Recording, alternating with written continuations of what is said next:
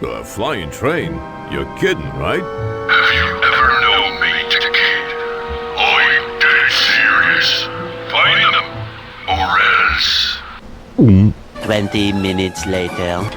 The critters are under attack! Where are you, boys? Hello? Oh, if you're dead, I'm gonna kill you. I don't usually cover real-time strategy games on this channel, and I'm not sure if this will ever happen again, as I'm not well versed in the genre as I'd like to be, and I won't be pretending otherwise. But the good news is, if you want to play and enjoy Impossible Creatures, you don't have to be either. This is why I'm making this video. I've been wanting to talk about this game since the channel started. Impossible Creatures is a very strange game where, even in its own genre of RTS, apparently there's nothing quite like it. For the past 2 decades, I've pent up quiet and restless hopes for a sequel. Sadly, that has never come to fruition. There is no second mainline entry from its developer Relic Entertainment that builds on all the strange yet delightful ideas, and even stranger than that, no other developer outside of Relic has ever tried to emulate it either. I believe the 2008 game called Spore has tried to experiment specifically with the creature customization aspect of Impossible Creatures, but as far as the overall package that Impossible Creatures offers, I've yet to find an alternative, let alone something that surpasses it. That said, if you have suggestions and wish to throw them down in the comments, I'd be happy to take a look at them. Impossible Creatures sits at an overwhelmingly positive rating on Steam by over 1,500 users, and I keep hoping for that number to someday grow exponentially. So there you have it. That's the short version of my review. I highly recommend you check it out. It's only like 10 euros over here in Europe, and I think that what you're getting here is worth more than that. At least I think so. That said, you will have to forgive me for showing personal bias here, as I was very fond of this game growing up, but I assure you this isn't just an excuse for me to sing the game's praises, as many of them as there are. I think in certain select games such as Impossible Creatures, nostalgia has its utility. I can tell you for a fact that, upon revisiting the game after so many years, I've uncovered a lot of new things I had never noticed before, both mechanically and narratively. This is where nostalgia can prove useful, as rare as that may be. Not only does it drive someone to revisit something out of genuine interest, it also invites room for building on hindsight, discovering something new about something old. I think there's value in that. This video will first start off as a review of the game itself and progress into a more thematical analysis of what I think is a massively underrated campaign that is somewhat undercut by its own doings, as it is buried deep underneath its own facetious, kid-friendly exterior. That isn't inherently bad. This game was meant to be enjoyed by teenagers as well, but it is worthy to note that as an adult, I'm still finding more and more things to appreciate about Impossible Creatures. I do think there is a sort of appeal to all ages with this game. Even now, after so many years and finishing hundreds of games, Impossible Creatures somehow cuts through most of that list and sits almost at the top when it comes to the most memorable experiences I've ever had playing a game. It's so different. Even talking about it makes me want to play it. I believe you owe it to yourself to play the game first before you hear me talk in depth about spoilers in the second half of this video. I know it sounds like I'm saying, quote-unquote, it has a little something for everyone, but that's not what I'm going for. Impossible Creatures is unapologetically a real-time strategy game, which from what I understand is an incredibly niche genre, and the game is not trying to pretend to be something that it's not. But there's something about it that feels approachable, accessible, and welcoming. It probably stems from how competent and confident it feels as a video game. It also doesn't hurt that it's the only game out there that does what it does. It has a certain allure, even for someone like myself who isn't that into RTS games, that keeps a player coming back for more. I don't wish to get all sappy on here, but there is a reason beyond all of this as to why Impossible Creatures resonates with me so much, perhaps at an even greater level than most of the Steam users who already gave it a glowing review. I lost my father to a terminal illness 9 years ago, and I've made peace with it. Some of you watching who have already played Impossible Creatures know that the relationship, the unspoken bond, that tether between a father and a son, is one of the main themes being put front and center. That's as spoiler-free as I'll make it for now, but I figured I should be upfront about that because it does add context to this video. And that's about it. I hope you enjoy the rest of this video, so be sure to make yourself comfortable. Grab a snack and a beverage, like the video, subscribe, ring the bell, and enjoy the ride.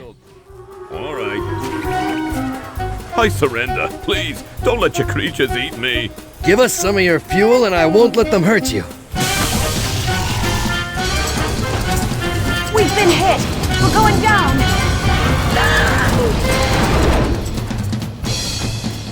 No building is up. Let's go. Impossible Creatures is a real-time strategy game made by Relic Entertainment and published by Microsoft Game Studios in 2003.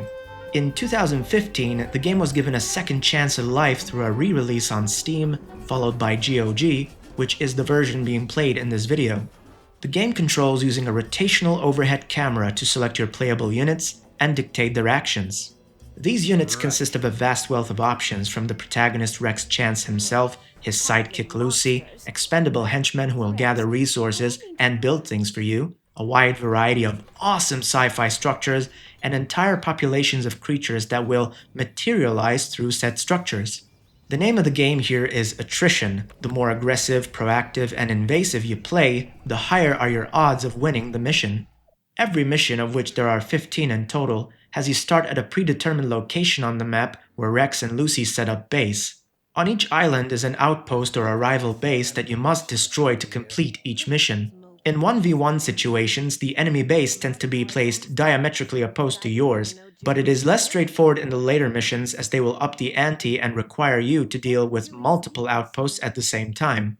This shift starts to take shape around halfway through the game, but it accounts for this by making the difficulty curve gradual instead of inserting a difficulty spike out of left field. In my experience, the difficulty curve does a great job of easing the player in.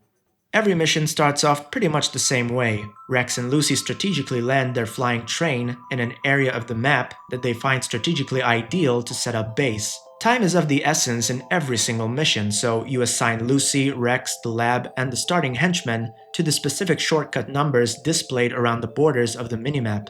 This will come in handy. Ideally, you start with assigning a task to Lucy and the henchmen. The game's economy consists of 3 things: coal, electricity, and time, and they're always visible at the top of the screen. Depending on your starting resources, one of your first tactical decisions is to choose what to do first. If coal is plentiful, you might want Lucy, the henchman, or both to start building electrical structures. The more units assigned to building a structure, the faster the building process gets completed. That said, Lucy, being the scientific mastermind that she is, knows her way around these structures much more than the henchmen do, and so she builds them at a significantly faster rate. Do not be surprised if you assign Lucy and only 2 henchmen to build a structure and end up with vastly better results than, say, assigning 5 henchmen to build that same structure. Her collaboration with the henchmen yields exponentially faster results. Feel free to experiment for yourself, but rest assured this game will test you on this, as Lucy will not be available as a unit in some of the later, much harder missions. This omission seems very intentional to see how well you will perform under the added pressure of not having Lucy's advantages at your disposal. Whilst Lucy and the henchmen start to build things, gather coal and build electricity rods to start accumulating the 2 primary currencies, coal and electricity, Rex in the meantime can be selected to scout out the map. As he does his typical scouting and surveying duties, you can have him shoot darts on the animals wandering around the islands to collect the blueprints required to create armies. This process is done through a mechanic called the Army Builder, which can be accessed through the big orange button on the right side of the HUD. The Army Builder has a maximum of 9 slots, and each one allows you to combine 2 different animals with extensive customization. The list of combinations is genuinely mind-boggling and extensive. Over the course of the game, you unlock dozens upon dozens of animals, from land creatures to amphibians to birds, insects, fish, and eventually even whales. As the game progresses, so does the scale of these creatures. By the late game, they become utterly gargantuan. You can't even see Rex leading the herd half the time. This is where the shortcut number keys come in real handy. You might want to brace yourself for this, but in Impossible Creatures, size matters. A lot. No! God! No! No! God, please, no! No! No! No! Not only does it matter, it can make or break your run. It's even a stat you have to watch out for. It's important for several reasons. Animals such as the archerfish, chimpanzee, or the chameleon deal attacks from a distance, and the larger the size of the animal you combine them with, the more devastating the results can get.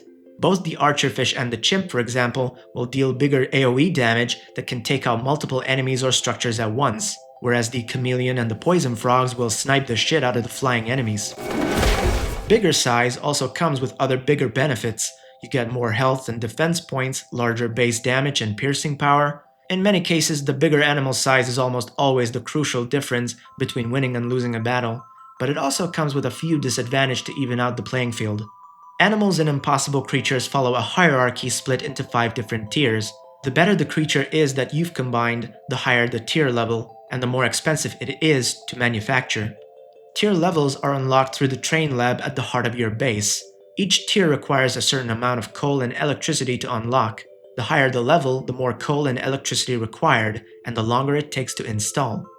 Level 1 to level 4 are mostly straightforward, but level 5 has much steeper requirements. In the first half of the game, it's more ideal to avoid level 5 creatures and only go as far as level 4, whereas in the second half, it's more ideal to do the opposite and play the waiting game and go straight for the higher level creatures.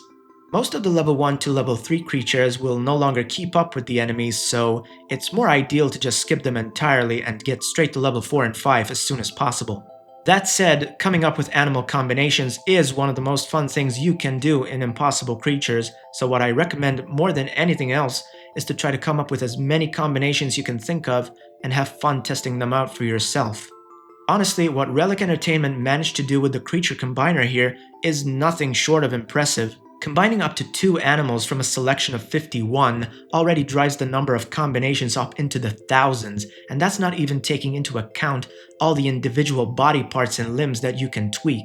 It's a miracle that in 20 years I've never encountered an animal combination that triggered some glitch or a game-breaking bug. This suggests to me that the game underwent rigorous amounts of testing before the game was ever shipped. You never see anything like this in today's Day 1 patch and the roadmap-reliant industry, and I think Relic Entertainment deserves all the praise in the world for this. That's not to say the Creature Combiner couldn't have been improved or expanded upon. Ever since my first ever playthrough that I still hold dear to me, I've always felt like something was missing. I would have loved to see Relic or any competing studios try to expand on what already worked phenomenally here and try to go the extra mile. It would have been quite fascinating to see what would have happened if you were allowed to combine up to 3, 4, maybe even 5 different creatures at once. No doubt this would have been extremely complicated given how combining only 2 creatures already has so much that could have gone wrong for this studio, which I'm grateful it didn't, but I can't help but wonder what could have been. Imagine all the possibilities you can have with up to 5 different species being spliced into one gene pool of a combined creature. This would have caused an astronomical leap in terms of replay value, something that Impossible Creatures already has a fair bit amount of just the way it is. What's also contributing to that replay value is the open-ended building of structures. You get quite a lot of freedom in terms of how you want to establish your base. You can do anything from overpopulating the map with your own henchmen, have them set up workshops all over the island to get their hands on the limited coal before the enemy does, because the enemy's economy is limited just like yours. In fact, it's even accounted for in the statistics screen after completing the mission, where the game is grading your efforts on monopolizing the economy. If you are not that comfortable exploring the unknown, you can also choose to fortify your base instead and slowly start going out of your comfort zone bit by bit once you've done all the preppings. For defense, you can set up sound beam towers for land and sea creatures, and also anti-air towers for the flying ones. You can also fortify the perimeter by building bramble fences. These fences are not exactly impenetrable though, and ideally, they're better off used as strategic bottlenecks to funnel certain enemies. You can also purposefully set them up to kite and manipulate the enemies into taking an unnecessarily long detour for them to approach any sound beam towers, which buys you enough time to kill most of them before they even lay a hand on your structures. That said, the game likes to surprise you by throwing lots of projectile-based enemies at you, and they can be very annoying to deal with. This incentivizes you to think more strategically where to place your structures, and part of the fun is that trial and error experimentation of changing your structural placements to see what works and what does not. Aside from defensive structures, you can also set up research buildings such as the Creature Amplifier Chamber and the Research Clinic.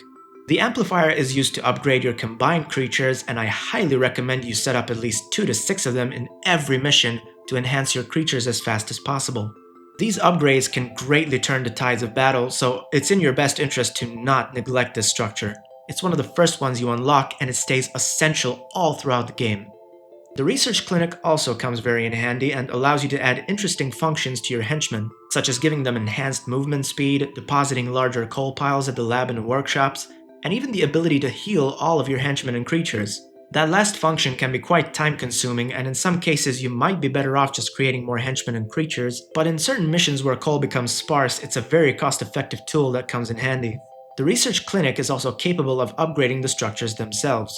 You can add a second beam to every sound beam tower, which lets you deal double damage or even hit double the amount of enemies at a time. You can increase the overall hit points of your buildings, making them more durable against enemy attacks and ambushes. You can also strengthen the electricity grid to improve overall electricity generation. Electricity can be generated through a couple of ways, notably the electricity rods you start off with, but also more importantly through generators.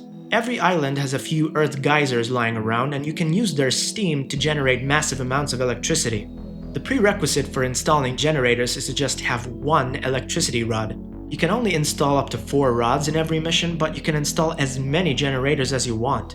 Every generator comes installed with only one node by default, but you can install 3 extra nodes over the course of each mission. You have one of 2 choices at the start of every mission. You can begin by installing all 4 rods at once, or just one rod and go straight for the generator.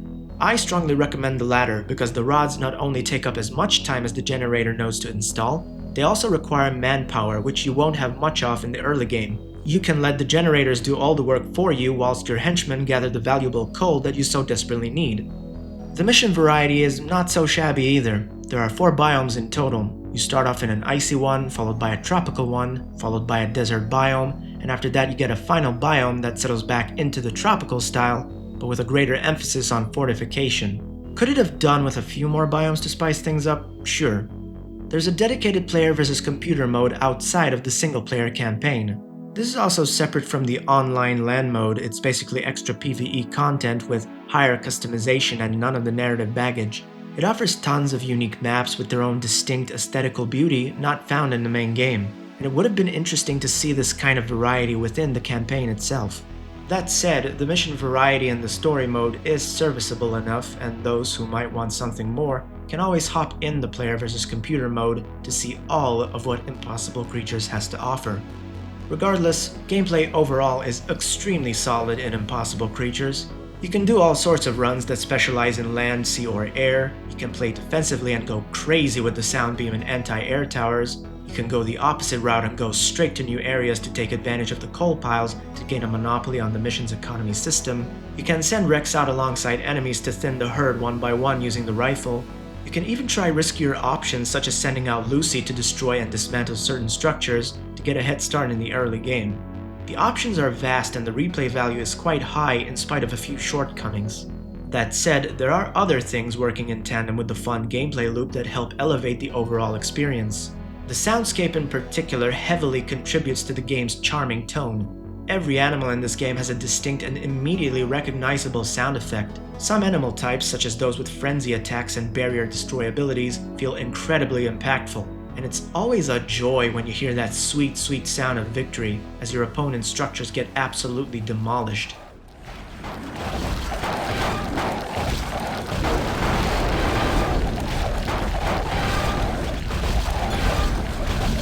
Objective done. Great work, boys.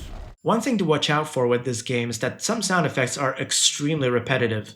The henchmen will repeat the same couple of lines and you'll start hearing them in your sleep. I'm not saying this to knock the game or anything, personally I've gotten used to it, but I can totally see it driving somebody up a wall. The henchmen will repeat lines such as, "Alright, okay, you're the boss," so incessantly that you eventually start to question whether they're here to shatter coal piles or your eardrums. Hello. Okay. Alright. You're the boss. Alright. You're the boss. Alright. Okay. Alright. It's a very subjective problem, but personally, I found it charming. The cutscenes are also very entertaining. I personally found them to have the right amount of campiness, absurdity, and heart, and I almost never skip them unless I'm jumping in for a brief half-hour session. They usually play out in 3 different ways. First, you have the fully rendered cutscenes that tend to trigger at key points within the story. These scenes are shot, framed, and paced in a way that I personally find to be very gripping and compelling. You also get hand-drawn, noir-style cutscenes detailing the introspective thoughts of a particular character before the start of each mission. The bulk of these scenes are from Rex and Lucy's points of view, where essentially Rex reads out his personal journal, detailing all the happenings to himself and his environment throughout the time spent on these islands, whereas Lucy is reading from her research diary about her experience traveling across the islands with Rex, noting all of the abnormalities she's observing along the way. These observations extend to Rex himself. Lucy is just as introspective as Rex is, and is constantly wrestling with her moral compass in regards to her scientific work. She also frequently remarks on how much of her mentor, Dr. Chanikov, she sees in his son Rex.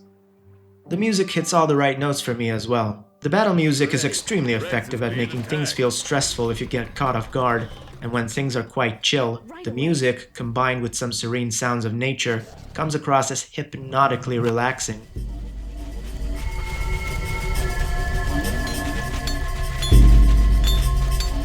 To close off the sound section, the voice acting is phenomenal. Crossbreeds. So narrow-minded, the Sigma technology does far more than crossbreed. It combines fears, Mr. Chance, compounds terrors. A fact you'll understand soon enough. But that fuel isn't getting here by itself. Gee, why don't I just go over there and ask nice? Why don't you, Mr. Chance? Please, just call me Rex. You are so dead. I don't think he likes our chances. I got scares. Oh, do you ever? Charming. This'll keep us flying for a while. I done good then? Yeah. Look, I've got a proposition for you.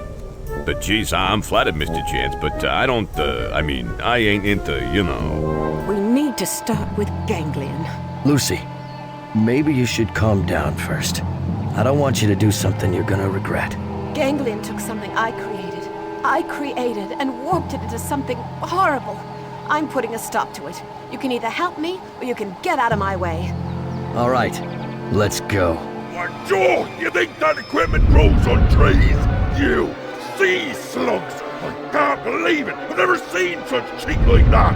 You filthy scums! I'm so bleeding mad! God, you're gonna pay for this!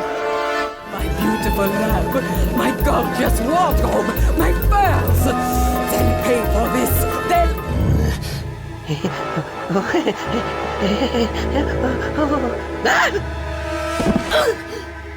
What the hell was that thing? Please, mercy. That was one of Julius's favorite pets. He called him the king.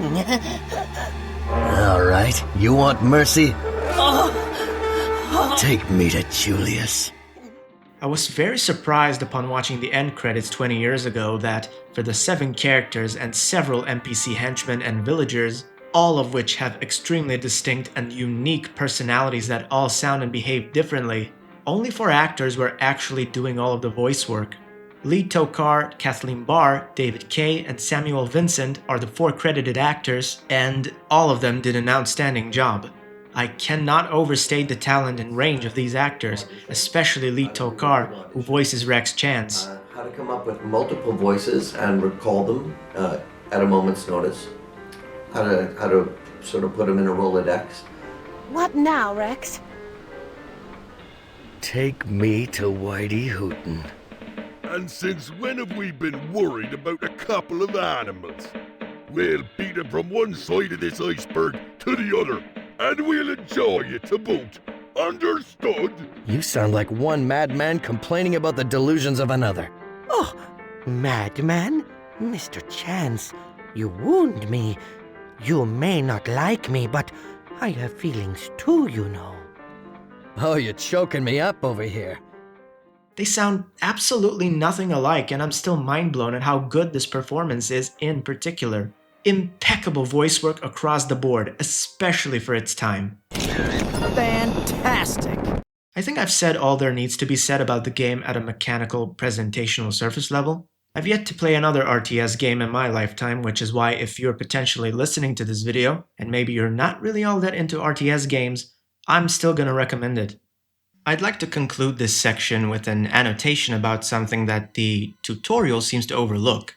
If you're having some kind of trouble or you're getting the impression that the game might be too hard, the Shift key is your best friend. I'm not sure how noticeable it is for anyone watching this who's never played the game, but I am constantly holding the Shift key while clicking on things.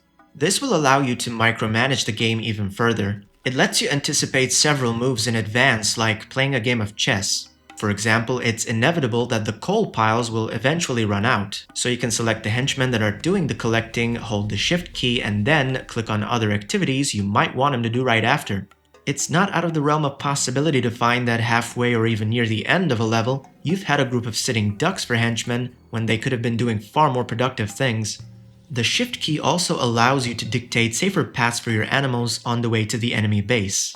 If you simply right-click straight into the heart of the base, your army is at the mercy of the game's rather questionable pathfinding. They will either get stuck in front of enemy structures, enemy creatures, or just straight up take the worst goddamn route. What are you doing?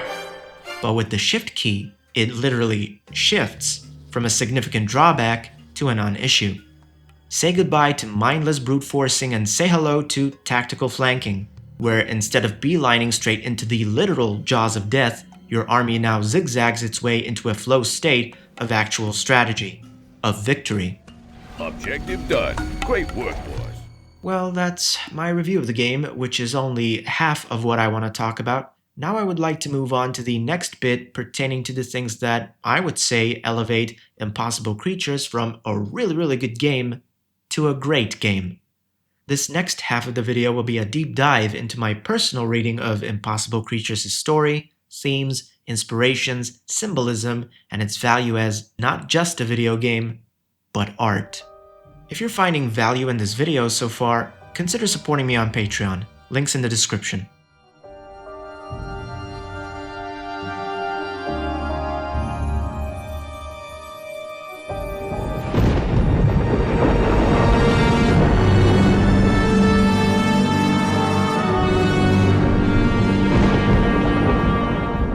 Impossible Creatures asks a question as old as time. What makes a monster, and what makes a man? This exact question gets asked at an utmost pivotal moment. In The Hunchback of Notre Dame. It's from 1997 when Disney actually made good movies. You should totally see it. But on a more serious note, I didn't bring up The Hunchback of Notre Dame just for the sake of dropping some lame gotcha moment. Disney's retelling of Victor Hugo's thematically dark novel is rather dark itself, in spite of it being, well, a Disney movie meant to be enjoyed by the whole family. Which is why, of all the 90s Disney films, The Hunchback of Notre Dame might be the only movie that is too risky to shamelessly remake. The themes are so integral to the story that stripping them away for a modern audience would not only ruin yet another classic tale, there wouldn't be any risk-averse leftovers left to even make a creatively bankrupt movie out of. There exists no evidence that Victor Hugo was inspired by Mary Shelley's groundbreaking novel, Frankenstein, that predates The Hunchback of Notre Dame by 23 years. I also have no evidence yet to tell you that both of the stories explore the theme of humanity and monstrosity the human species is capable of, as I've only read Frankenstein and yet to read The Hunchback of Notre Dame. But what I can tell you is that Disney's loose interpretation of Hunchback does indeed take a page out of Mary Shelley's seminal work. Both works juxtapose two men who are diametrically opposed in their external appearance, and uses that contrast to highlight moral dilemmas and the irony of the human condition. The Frankenstein novel examines this theme at a much deeper, more nuanced level, in a manner that is neither judgmental nor takes a side. Both Frankenstein and Frankenstein's monster are deeply flawed men who could not have had a more different point of origin in their life that would ultimately dictate all the poor choices and wrong turns that determine their narrative outcomes. Victor von Frankenstein comes from a lineage of aristocrats. The nameless creature Victor had wrought upon the world was engineered and constructed using human body parts obtained through, let's say, certain methods. How Victor did it is not quite all that relevant to the story at hand, certainly nowhere near the heart of the conflict being presented, but the point that I'm trying to get across is that both Frankenstein and his monster share one thing in common, despite their differences. They both did not get to choose who brought them into this world. That single fact about both parties is the anchor that the book's literary themes hinge on. What you choose to do, in spite of what is done to you, is the thing that ultimately defines who you are. We're not who we are because of who we are, but because of what we choose to do, what we choose to be. It's that choice, that delicately thin line that separates monster and man. If you look hard enough, you'll eventually realize that most of the media you love is actually retelling the same stories we've always told to each other. Remakes and reimaginings might be the hip and cool thing that's in at the moment, but the truth is, creatives have been remaking, reshaping, and recontextualizing the same stories and the same ideas, passing them on generation after generation since the dawn of humanity. We just didn't, half-ass it, repackage it for $70 and call it capitalism back then. There's no doubt that Victor Hugo and Mary Shelley too were remaking and riffing off of old evergreen stories that they themselves had knowledge of during their lifetime. But in the context of our modern society, we tend to trace this literary idea as far back as the publishing date of Mary Shelley's work. Frankenstein is, after all, supposedly the first science fiction novel ever published, or at least the oldest one that we know about. It cannot be understated how influential and powerful this novel is. For some context, Mary Shelley wrote this book when she was just 18, during the 19th century, after a devastating miscarriage with no computer, no internet, no artificial intelligence, and none of the modern commodities we take for granted. I haven't read this book in a while, and the vivid image I still have of this woman's intelligence is overwhelmingly staggering. That brings us to the story of Impossible Creatures, a story that I believe to be one of the most interesting modern retellings of Mary Shelley's Frankenstein. When you hear the name, the first thing you probably think of is the creature, not the doctor, and that he has a square SpongeBob head with bolts coming out of his neck. It might surprise a lot of you that the original Frankenstein monster is described very differently in the book. In fact, after having read it myself, I picture a man who's more akin to Death, the protagonist of Darksiders 2, or the Boogeyman from Sinister. Given the concept of a stitched-together entity, the Frankenstein creature from the novel might be the oldest inspiration that gave birth to the iconic designs of Leatherface and Lisa Trevor. The novel constructs this image of a man who, despite his repulsively unorthodox appearance, is also not as ugly as the people of the time perceived him to be. He's mostly just a long-haired, strange fellow with borderline superpowers, capable of synthesizing information and absorbing knowledge of the world he inhabits, almost like he's a sophisticated language-based AI model in human form. He's also portrayed as being capable of seemingly impossible feats, such as traveling across countries on foot with a level of strength, speed, and endurance that a mere man like Victor cannot even begin to fathom. These two traits the creature possesses also happen to be the only two necessities he requires to fully decode the binaries of this world, all the good and all the bad. He has all the tools he'll ever need to make the logical choice that the ordinary person is not always intelligent or even strong enough to make. Unlimited strength and unlimited brain power, and yet ironically, he is still held back and governed by the same limitations of the human condition as everyone else.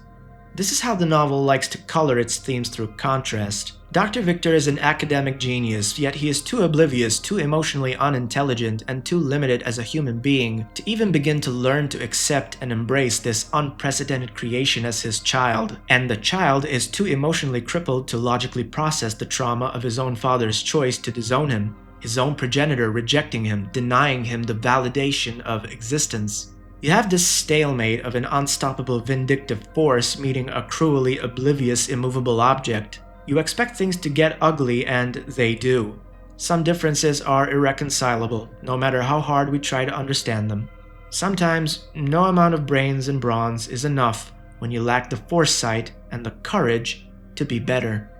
And that's the interesting question Impossible Creatures poses to the player with its compelling story. What if you did? Rex Chance might perhaps be the most compelling stock male protagonist I've ever come across.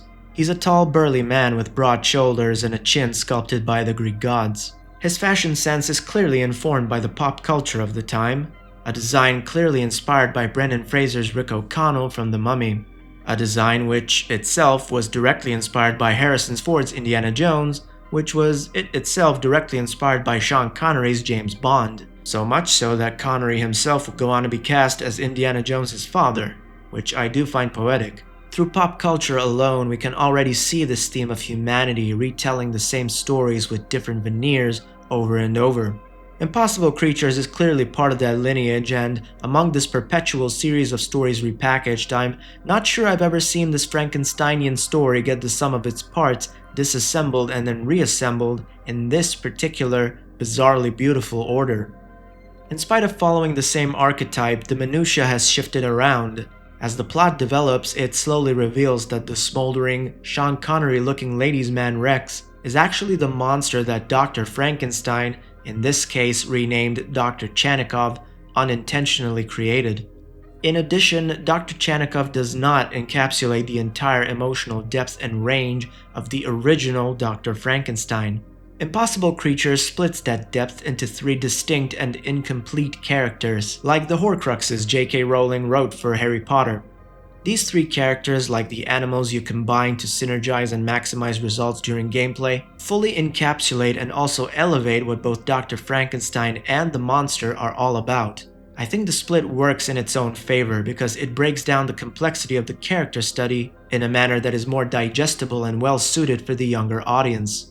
1/3 of that full Frankenstein spectrum is Dr. Chanikov, who, years after obsessively pursuing scientific breakthroughs, eventually got his hands on a Nikola Tesla invention called the Death Ray. This catalyzed an explosion so catastrophic in the Tunguska region of Siberia that it was mistaken for a comet. Nikola Tesla would dismantle this weapon shortly after the incident, and much like how Mary Shelley's Frankenstein doesn't dwell on the specifics of how Victor got access to the body parts used in his creations, Impossible Creatures draws a parallel to that stylistic choice by deciding not to specify how this incident led to the creation of the Sigma Chamber, the device that creates these hybrid animals. The long-lasting effects of this incident do not end here. The Death Ray did not simply give Dr. Chanikov the keys to the Sigma technology without taking something from him away. We'll come back to this. This was loosely based on a real-world incident known as the Tunguska event that happened on June 30th, 1908. Given the game takes place between June 8th and July 2nd, 1937, this dates Rex Chance as just having reached his 29th birthday. I love how the game took into consideration how people from the 20th century used to look older, because to me, Rex never looked like he's in his 20s, he always struck me as a guy in his mid-30s. You probably noticed that I've said how old Rex Chance is, in spite of no indication so far that he was born around the time the Tunguska event happened. More on this later. This is where the second third of the piece, the next part of Dr. Frankenstein, comes in, the tycoon funding all of this technology, Upton Julius. Upton Julius at your service. Immediately upon meeting the character, the game wastes no time to establish him as the main antagonist of this story. In a vacuum, his character is really paper thin. He's just another big bad villain obsessed with taking over the world, purely for the sake of taking over the world. Nothing we haven't seen before. But in the context of something grander, a bigger picture if you will, his lack of depth makes the whole premise rather compelling. This overarching story cannot really work on a deeper thematic level, I think, without Upton Julius triggering this entire silly plot to unfold. I call it a silly plot, but in reality it is the trigger that initiates and ultimately completes this heartfelt story of our protagonist, Rex Chance. All that we end up getting told about Julius is that he's just some rich kid with a rich background, founded only by an endless bottomless capital and delusions of grandeur. The final third of the piece is Dr. Lucy Willing. The game introduces her as a deus ex machina, immediately saving Rex Chance at the start of the game. I missed this era of female characters when strong independent women were actually a real thing, not just a buzzword. Lara Croft, Jill Valentine, and Lucy Willing were all products of this particular era in gaming, and none of them were just tasteless eye candy manufactured strictly for the male gaze. And I'm most certainly not persuaded by anyone who swears up and down that the situation was really that black and white. The publishers may have pushed this image on the masses for marketing and sales purposes, but once you play the game for yourself and fully digest what's going on, it could not be further from the truth, at least in terms of what the developers intended. Most of us were just clickbaited by the daddy publisher before clickbaits were known to be a thing. I can't speak for every other man out there, but I personally think the best female characters tend to be those that strike a perfect balance between aesthetically appealing enough to catch the audience's attention and actually wielding enough agency, confidence, and autonomy to guide that audience across the finish line and win them over. It may be too soon to speculate, but I feel like that balance, that homeostasis of ideal design, is slowly starting to make its way back into the industry. To me, that is exactly what Dr. Lucy Willing is. Even though in the earlier missions of the game, Rex sarcastically jokes with the natives about selling Lucy off like she's somebody's property. Your woman is very pretty. Is she for sale? Thanks. What are you offering? Rex Chance, how dare you? I mean, sorry. She's not for sale. We're here to find Whitey Hooten. Or even later on when he makes some awkwardly timed compliments to lighten the mood, even potentially suggesting that he is making advances on Lucy. I'll get started on the repairs. In the meantime, you watch my back. My favorite job. Excuse me? Nothing. But in spite of all that, we can see that over the course of this story, love interest tropes that don't go anywhere aside, Lucy actually is the person that influences Rex the most, and for the better. I've seen remarks over the years how she's one-dimensional and nothing more than a plot device, but not all plot devices are made equal. In Lucy's case, her being a plot device and having massive agency over the story are one and the same. Of the three people meant to encapsulate the whole spectrum of Frankenstein's humanity, Lucy actually might have the most depth of them all, or at the least she's on the same level as Dr. Chanikov, and certainly not as paper-thin as the caricature that is Upton Julius. In fact, Julius's caricature is so blatant that he's the only one of the three to have exaggerated body proportions, short, stocky, and has a billboard for a forehead, alluding to his hubris. The three characters combined make up the Freudian psychoanalytic trio of the id, ego, and superego, which, as I understand it, the id is the selfish part of the brain, the superego is the selfless part, and the ego is the part in the middle that wrestles with both. The way I always picture this trio is to remember Kronk from The Emperor's New Groove, as he argues with a little angel on one shoulder and a little devil on the other. When considered as three parts that make up something greater, Dr. Lucy Willing, Upton Julius, and Dr. Chanikov not being well-rounded characters ironically make sense. They're not meant to make sense on their own. Much like the id, ego, and superego, they're only meant to make sense in juxtaposition.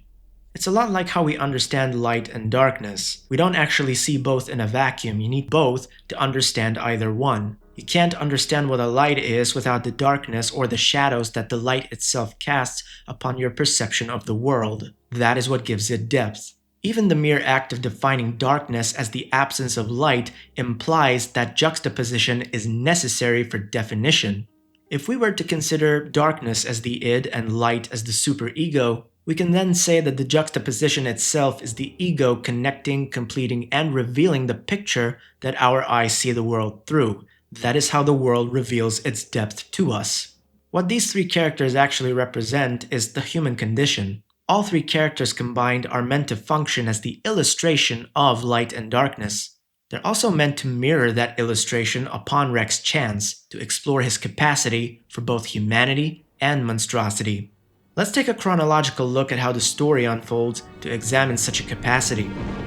On June 8, 1937, Rex Chance receives a letter from his father, who he had long believed to be dead. Excited for the prospect of being given a second chance to finally meet his father and establish that parental relationship he had always longed for, Rex sets out on a 3-day trip from New York to the South Pacific. The Variatus Archipelago is a fictional cluster of islands owned by Upton Julius. On one of these islands, Isla Undisonus, is where Dr. Eric Chanikov has resided and continued his scientific work in exile for all of Rex Chance's life. When Rex arrives on June 11th, his father was nowhere to be found. Instead of being welcomed by the warm embrace of a worried father, he runs into a few of the experimented animals. One of them incubated in a giant Resident Evil-style chamber, while another one runs rampant in the lab.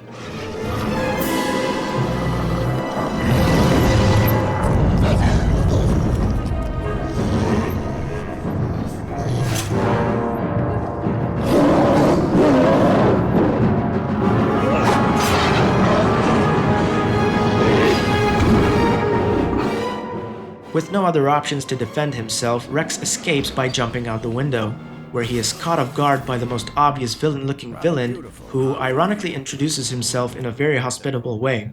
At first, Rex thinks he simply stumbled upon a precarious testing ground, but it only takes mere seconds before Julius can no longer keep up the act and show his hand. Who are you? Upton Julius at your service. Upton Julius? Aren't you a friend of my father? Where is he? You should be more concerned about yourself, Mr. Chance. I've got no quarrel with you, so you can call off your crossbreeds. Crossbreeds? So narrow-minded, the Sigma technology does far more than crossbreed. It combines fears, Mr. Chance, compounds terrors. A fact you'll understand soon enough. Collect him! In the nick of time, Dr. Lucy Willing shows up out of nowhere, riding a flying train. I say that like it's the stupidest fucking thing I ever heard or something, but it could not be further from the truth. As a kid, I always thought the hover trains and the gyrocopters in this game were the coolest shit ever. Doc! Get on! Get him! Lucy comes busting out the door with a hunting rifle, shooting the animals one by one. In a rather bizarre moment that occurs out of nowhere, Rex is seen holding an animal twice his size by the neck and then kicks him into another one of the animals like it was nothing, like he had just thrown a bowling ball. Right from the start, something about Rex clearly indicates his physical strength isn't that of your average Joe. Rex and Lucy, who will be your sidekick from now on, escape to another island, Isla Exilium. They get to work on repairing the broken, trusty old train, which is actually a mobile lab, and start looking for some fuel to get it back up and running. In the meantime, Mission 1 begins. Rex interacts with the locals and explores around to extract genetic blueprints from the teeming wildlife found on these islands. By this point, Rex's endeavor to collect these samples is already operating within a morally dubious area. The original vision for Impossible Creatures was a bit different to what ended up in the final product. Early in development, the game was supposed to be titled Sigma: The Adventures of Rex Chance, and it had you bring hunted animals back to your base to collect their DNA, most likely through the same grim experiments you see the villains do. The final product, though, only has you shoot a simple dart at the animals, and I can think of two reasons as to why Relic took this route. The first one would be for gameplay reasons. It's very possible the original idea was too time-consuming and potentially detrimental to the overall pacing and flow. The second reason, which I think played an even bigger role, is because of the age rating systems like PEGI and ESRB. The original vision to experimenting on animals to achieve hybridization, inspired by works such as The Island of Dr. Moreau, would have invited a certain level of nuance and implications that would have most likely resulted in bumping up the age rating, therefore shifting the target demographic towards adults instead of teenagers. The end product puts a great deal of effort into presenting the bulk of the story in a very black and white, good versus evil template for kids to enjoy. But it's interesting to see how much of that original nuance Relic had actually left, buried underneath the surface of the final product. It isn't specified, but it seems the rifle given to Rex by Lucy is loaded with non-lethal darts. When Lucy showed up though, it's safe to assume she was using actually lethal darts to save Rex, which mysteriously vanish up until Mission 3. I did find something interesting though. Neurotoxin darts. I think my father might have had them for protection from these creatures. There were a few missing. Oh, this is not good. It's probably one of those video game-ass moments where continuity wasn't such a big deal yet in the medium, and Mission 3 happens quite early on, so it's really just more of an observation from my end and not so much of a big deal if we're being honest. Moving on. In Mission 2, it is revealed that Upton Julius is not the only villain you'll be fighting throughout the campaign. It's actually quite similar to the family villains found in Far Cry, where you'll be going in 4 separate biomes within the archipelago to fight 4 separate villains. The first roadblock is a man of giant stature, a whaler known as Whitey Hooten. Much like Julius, Whitey Hooten carries on that caricaturist motif that is visible in all 4 of the villains.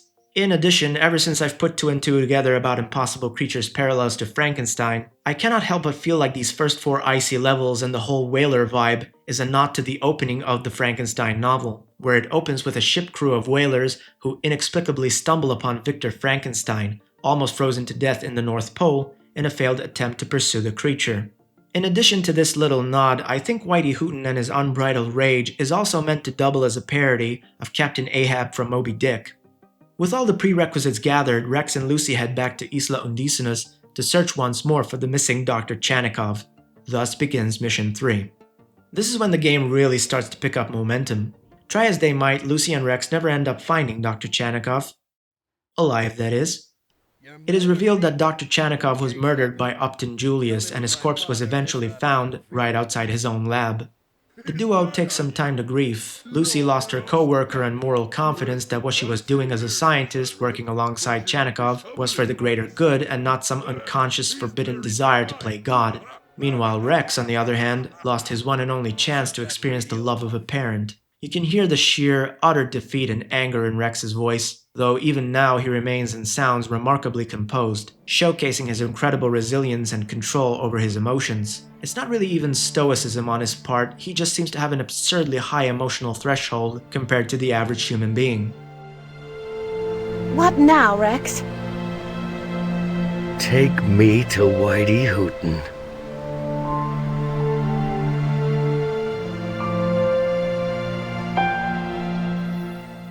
In Mission 4, he embarks on his quest for vengeance, starting by wrecking Whitey Hooten's shit sideways. I am quite fond of this mission, especially because of its blend of enchanting atmosphere and melodramatic tone. That shouldn't be a problem. Right away. That shouldn't be a problem. I'll get on that directly. For science. Yes, science! There's something about how ridiculously over-the-top Whitey Hooten is that I can't help but chuckle every time he fails at controlling his temper, making every situation objectively worse for himself. I've never seen such cheek like that! You filthy scums! So bleeding mad! God, you're gonna pay for this!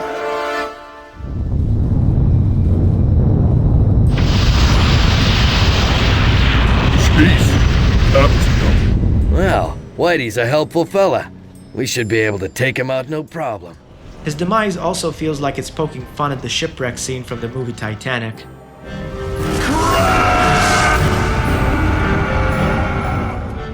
Every single villain in this game seems to be laser focused on representing a particular emotion that drives all kinds of humans to do monstrous things. Julius is governed by greed, Whitey Hooten is driven by rage. The next villain from Mission 5 to Mission 8, a flamboyant woman named Velika Lepet, is mostly governed by insecurity and sheer vanity. She spends all of her time concerned on material things such as her fashion sense, the types of furs she wears over her shoulder, how she presents herself to the world, that kind of stuff. She's obviously meant to be a parody of Cruella de Vil. Even the name Velika Lepet is so on the nose that I just find it so amusing.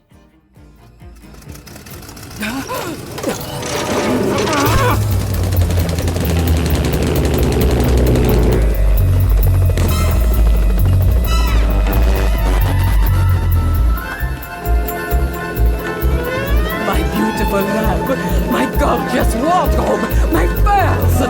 They'll pay for this!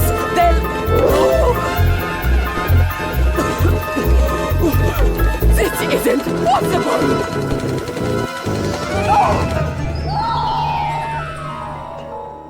Just like Whitey Hooten, she meets her demise by ending up swallowed by the ocean, almost as if it's meant to symbolize the two villains suffocating and drowning in their uncontrollable emotions. I never expected to see the technology misused like this. We've got to stop the rest of them. Slow down, sister. The villagers are safe. Velika is grounded. Why don't we enjoy the sunset together? The third villain, Dr. Otis Ganglion, is a bit of an outlier. He isn't exactly a slave to an emotion, but is rather portrayed as a neat freak who only seems to find a sense of order in his life through causing harm to other animals. In a sense, he's quite like Upton Julius in that he seeks power, but doesn't seek it through politics and worldwide domination, but rather by controlling the immediate space and habitat around him through both obsessive cleanliness and the torture of innocent animals. Unlike Julius, who is driven by ideology, Ganglion is driven purely by his desire for psychological control. I'm not sure I fully grasp what motivates him, but it seems to suggest he is a clinical psychopath who likes to toy with his prey for his own amusement. It's a unique brand of evil, as far as possibilities of human atrocities can go. His first appearance is a brief one on Isla Pario, which is Mission 10, but it isn't until you clear his set of desert levels that he arguably becomes the second most game-changing villain in Rex's journey, second to Julius, who incited everything up to this point.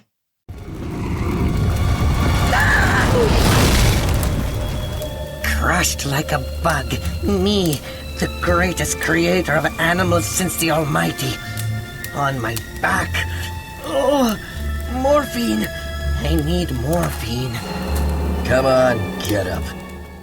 When he surrenders to Rex in Mission 12, Ganglion contrives a way for a giant gorilla to somehow snatch Lucy away in a scene straight out of King Kong, without somehow even making a sound. Even Rex, with his razor-sharp senses, somehow did not hear or see this titan of a gorilla creeping up from behind. I'm only poking some fun at it. The game knows what it is at its core, and it is self-aware enough. What is it? Something's wrong. I can sense it.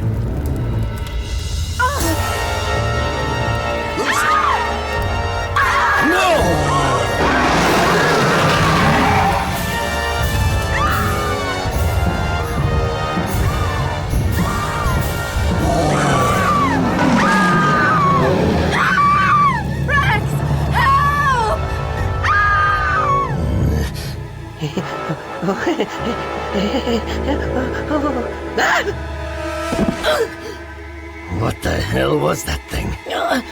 Please, mercy. That was one of Julius's favorite pets. He called him the king. All right, you want mercy? Oh. Take me to Julius. No, he'll kill me. I'll do worse.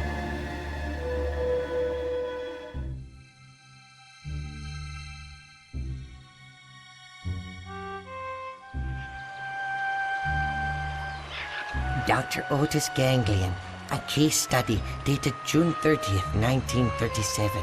Subject, Rex Chance. He is a prime physical specimen with a sharp mind, as to be expected. He shows signs of extremely acute, almost inhuman perceptive abilities.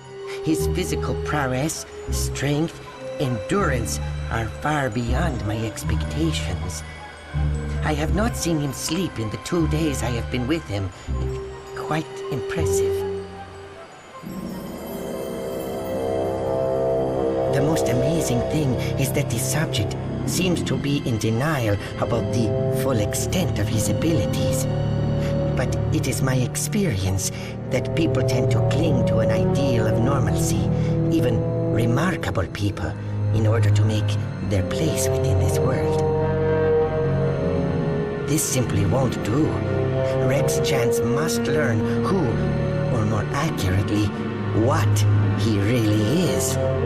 His reaction to such a revelation would almost merit a separate case study in and of itself.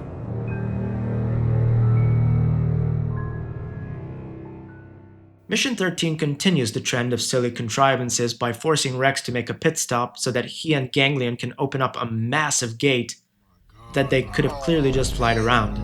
But forget about the contrivance for a second. I feel like even here, we can see some symbolism with how the gate opens coincides with the letter that Dr. Ganglion gives to Rex at the end of this mission, as if metaphorically opening the floodgates within the narrative. It is quite a privilege to be able to observe a specimen such as yourself. Specimen? What are you talking about? You don't know? Your aptitude for controlling the combined animals, even without the aid of the lab, the various abilities you've manifested, surely you must know by now that you are not normal, Mr. Chance. Just answer the question, Ganglion. What's going on here? What's happened to me? I have a letter in my possession that I believe will explain everything. The letter given to Rex is from his father, addressed to Julius, where he explains everything that happened to Rex and ultimately reveals that yes, Rex is indeed the first combined creature that was created out of the Sigma technology. The Tunguska event changed Dr. Chenikov's life forever. His wife and newborn son at the time, Rex, were greatly affected by the blast. Rex's mother died, but to Chenikov's befuddlement, Rex was left unscathed.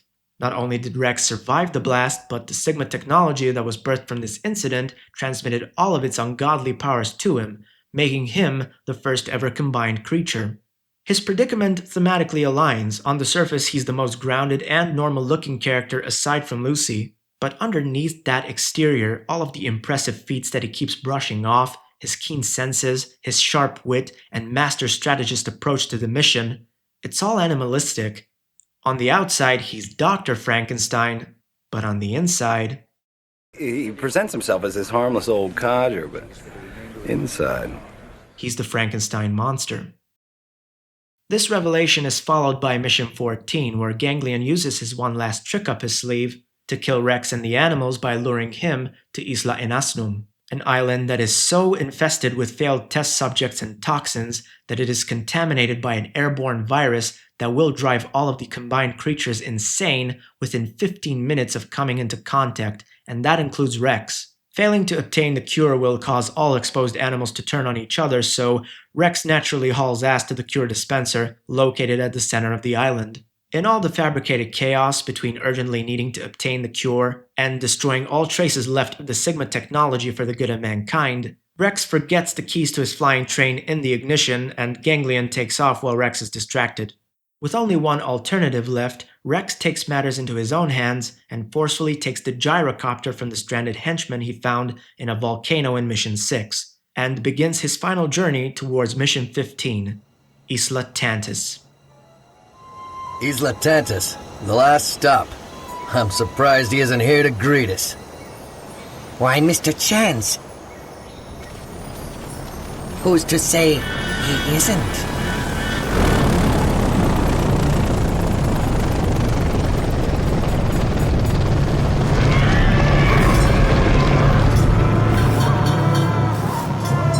Why, you no good backstabber. Oh, you didn't actually expect my help, did you?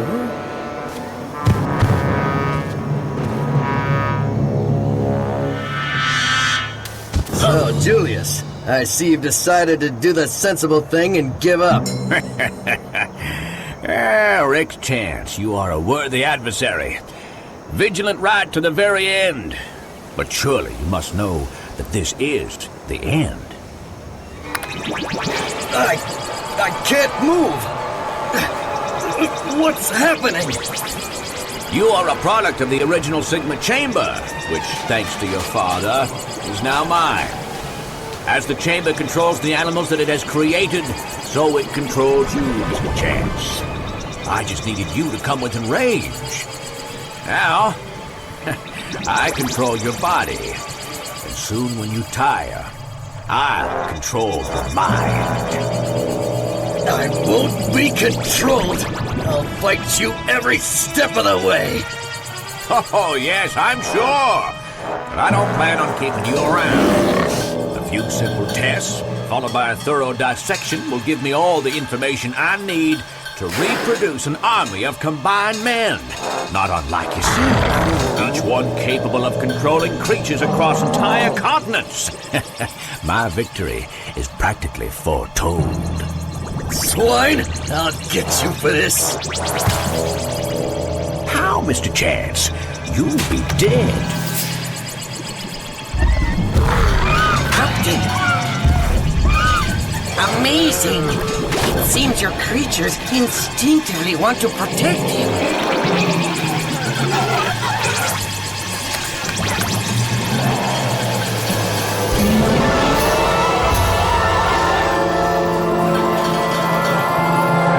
Run!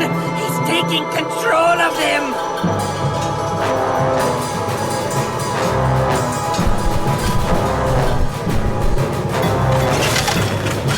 Don't think this is over, Mr. Chance!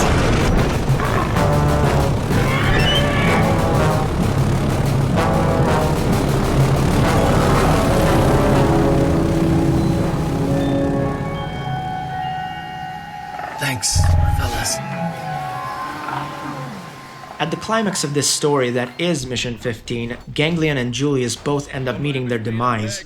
Ganglion bites the dust first in a very contrived Looney Tunes fashion, getting caught in one of the fan blades that inexplicably accelerates to a point where he flies straight into the air and face plants against Julius's fortified wall.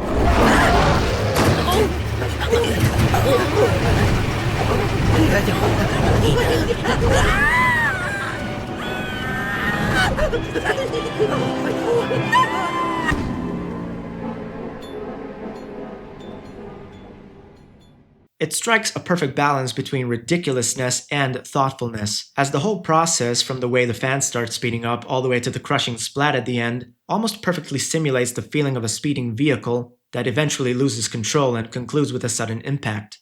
Given Ganglion seemed obsessed with control over his nurture rather than his nature, it made sense for him to go out in such a melodramatic state of panic and total loss of control. As for Upton Julius, his last moment is him just standing there, facing his own destroyed lab, defeated and depressed at the thought that his dreams of power have been permanently destroyed.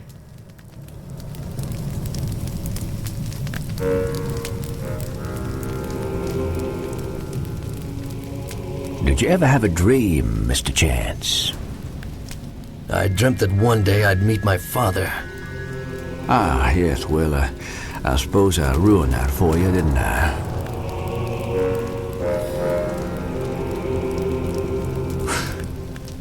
I guess we could say we're even then.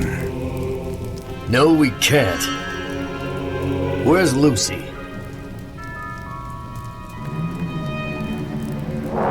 I have a duty to the world. I don't expect you to understand that.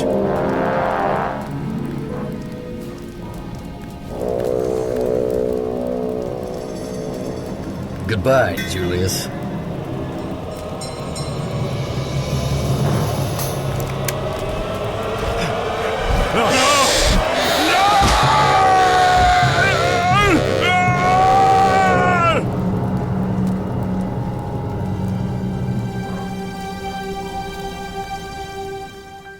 This scene perfectly mirrors what Rex felt at the end of Mission 3 when he gave his father a proper burial in front of the lab, where he shared that same feeling of defeat as Upton, about how he will never get what he always dreamt of. Julius lost his opportunity to rule the world. Rex lost his opportunity at being a loving son. A much less ambitious desire, no doubt, yet one that I find infinitely more powerful. This is how Impossible Creatures conveys the distinction between a monster and a man, and the reason Rex grows so strong to a point where he gains control over Julius's animals in the beginning of Mission 15. In a way, this isn't just a literal event, it's also a symbolic one that shows that even in his lowest point, Rex is not only able to inexplicably overthrow Julius's control over the animals, but also grows stronger than ever in his resolve. To take control over Julius's animals is to take control over the Frankenstein monster, the id, that resides within.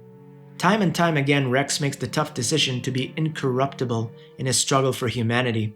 He doesn't just ultimately control the animals around him, he ends up controlling the animal within himself. And it seems even the most monolithic animals around him can sense that greatly, to a point where they respect the sheer and utter authority he has over everything and everyone, including himself.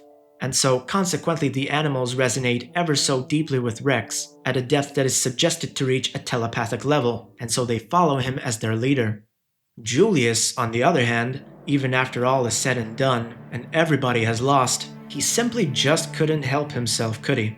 It's the same mistake he's been doing since the first scene. He never learned from his mistakes. He couldn't handle that Rex, being the bigger man that he is, decided to walk away peacefully, even at gunpoint. In his restless pursuit for greed, Julius could not settle on a stalemate. He had to win, even if it meant shooting Rex in the back like an absolute coward. In a final Deus Ex Machina that mirrors Rex's first encounter with Julius, the script gets flipped here. It isn't Lucy who saves him this time, but rather Rex's own control on his animals. A flying combined creature sweeps in and snatches Julius up in the air, taking him God knows where to do God knows what with him. All we know for sure is that he's now bird lunch, and that is the end of the line for him. A disgraceful and undignified end, one that is fitting for the senseless monster that he is. This seems like a fitting ending to Julius's arc, showing that much like Frankenstein and the monster, time and time again, he could not find the strength, the courage, and the wisdom to control his primal desires and emotions that clouded his judgment.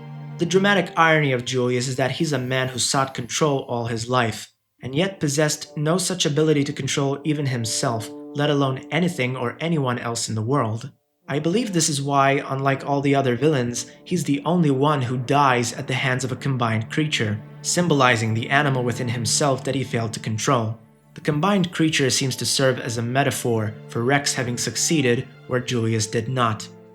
After all is said and done, Rex just stands there with a contemplative stare.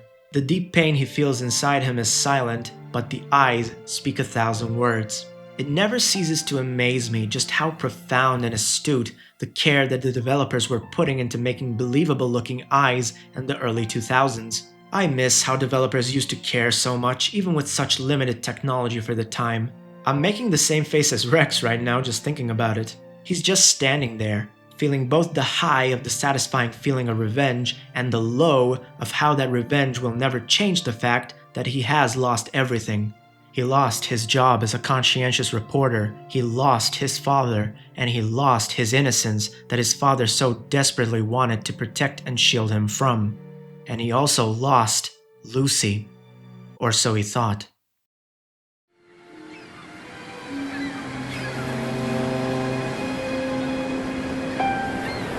From the research diary of Dr. Lucy Willing, June 17th, 1937. Dr. Chernikov's death has finally sunk in. I can't believe he's gone. He was like a father to me. It seems like ages since all this started, and that makes sense.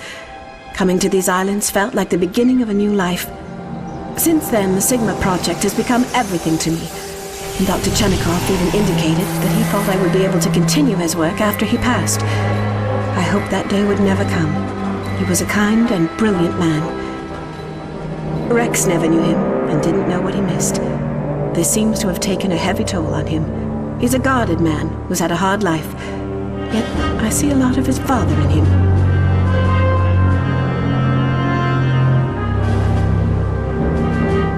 I have a bad feeling about this, Lucy. I haven't told you this, but I've been having strange dreams ever since I got here of a horrible accident.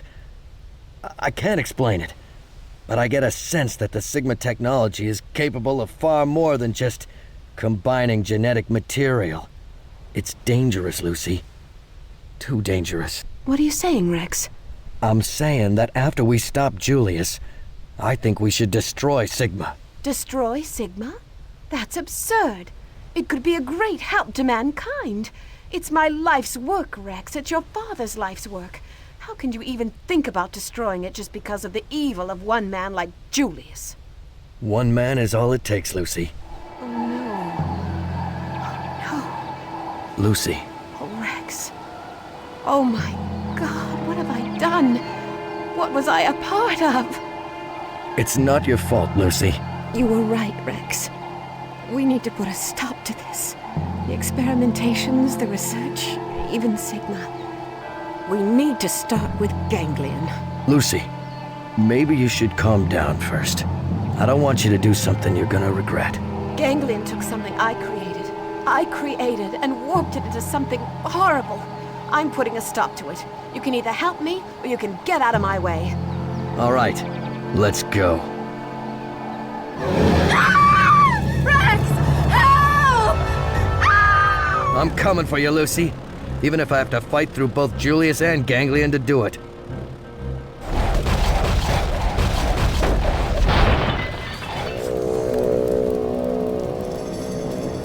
Goodbye, Julius.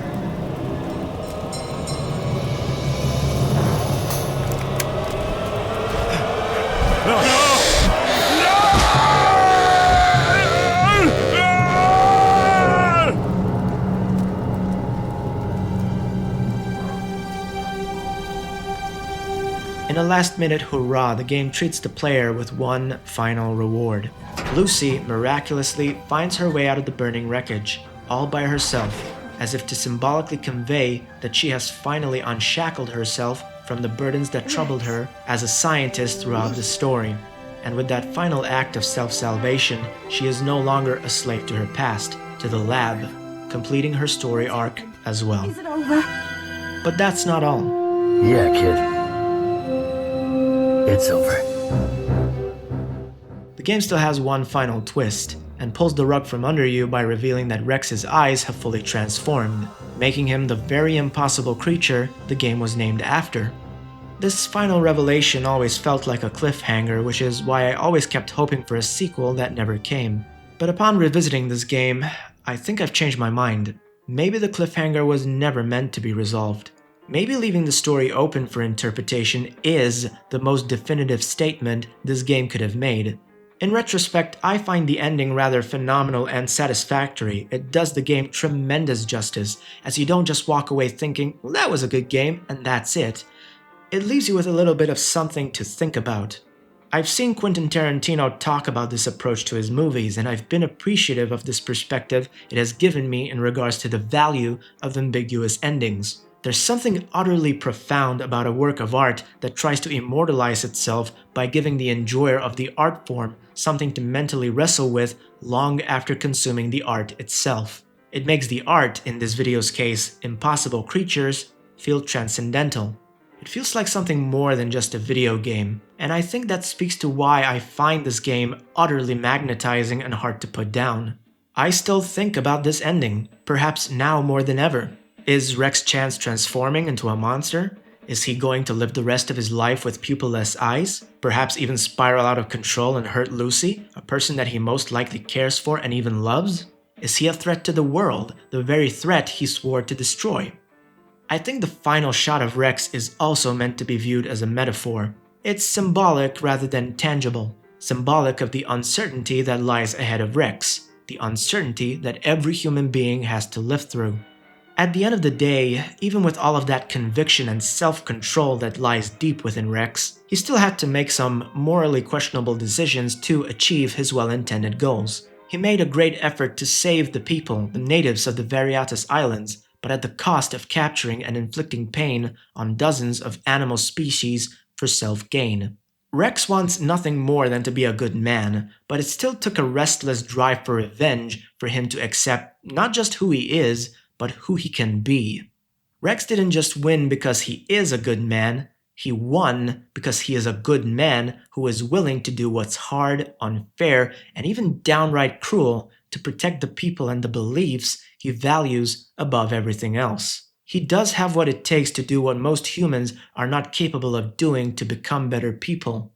And yet, even after all of this, he is still bound and haunted by the human condition. Perhaps there isn't such a thing as complete benevolence. Perhaps being a good man who is willing to do bad things for a good cause is the best we can hope for.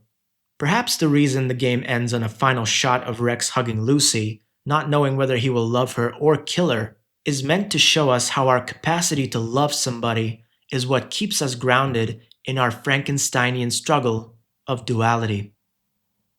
In conclusion, I think Impossible Creatures is still one of the greatest video games I've ever played. Mechanically and stylistically, it's one of those lighthearted games I return to as a palate cleanser. It's such a welcome change of pace and works really well as a buffer in between the games that get covered on this channel. It doesn't necessarily look great in terms of graphical fidelity, it is showing its age and there's no way around that. But regardless, it is still stylistically solid and the simplistic environmental detail ends up actually working in the game's favor. It helps keep the visuals from getting cluttered, which is essential in a game that is so dependent on urgent decision-making as this one. The gameplay, even if it unfortunately lacks customizable key binding options, something that I really don't like, still controls pretty well and is easy enough to get the hang of. It also has a tremendously accessible skill floor and a surprisingly good skill ceiling. Add a mission select option and a fully dedicated tutorial section that completely detaches itself so that it does not hurt the pacing of the campaign, and you have a game that is surprisingly easy to jump back into, no matter how many years go by. Every second of this experience is overflowing with charm and endearment. And even in spite of how meticulous the story feels for the symbolic depth to be purely coincidental, the game still makes the smart decision to not take itself seriously. It knows it's meant to be a lighthearted game that allows for immeasurable literary depth if you wish to seek it. Rex, I don't mean to pry, but you seem to be awfully good at this ordering and fighting. What did you do before you came here? I was a war correspondent up until about a year ago. I'd always wondered why your father was so excited whenever we got newspapers here. Wait, what happened a year ago? I was covering the Spanish Civil War. The fascists attacked the village I was in. There was this wounded soldier, a kid. I guess something snapped inside of me. See, the first rule of journalism is, you don't interfere. And you interfered? Yeah, I barely escaped with my life. When I got back stateside, I was fired, but I was fine. I'd hoped I'd seen my last war. And then you came here. I had to. A man needs to know his past to know who he is. You seem like a good man to me, Rex. Let's hope I'm good enough. And with that, The Raven draws to a conclusion. Thank you so much for watching. If you enjoyed the video and found value in it, consider supporting me on Patreon. And I'll see you next time.